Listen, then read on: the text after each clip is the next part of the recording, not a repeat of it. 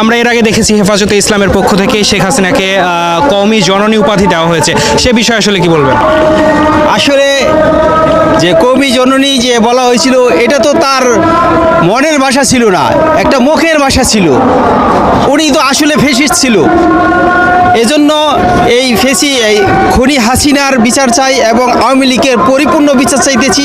যখনই যেই শাসক ক্ষমতায় থাকে তাদের পাও চাটে কিছু মুনাফিক আলেম থাকে সমাজে বা রাষ্ট্রে, যাদেরকে আমাদের আরবি ভাষা আবুল ফজল বলা হয়।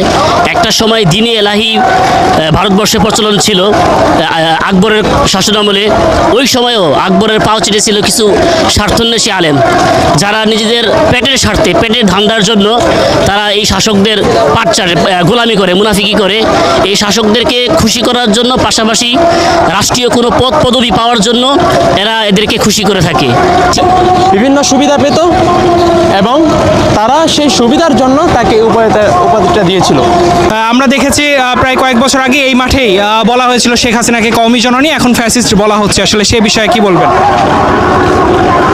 যে আপনি সুন্দর একটা প্রশ্ন করছেন যে শেখ হাসিনার আমলে এখানে একটি কওমি সনদ বাস্তবায়ন কমিটির পক্ষ থেকে একটি সমাবেশ হয়েছিল। সেখানে একজন ব্যক্তিবিশেষ তিনি তার বিচ্ছিন্ন একটি বক্তৃতায় তৎকালীন অবৈধ প্রধানমন্ত্রীকে আপনার কওমি জননী বলেছে। এটা সাংগঠনিক কোনো বক্তব্য ছিল না, ব্যক্তিবিশেষ তার বক্তব্য দিয়েছে তার রাজনৈতিক চরিতার্থ করার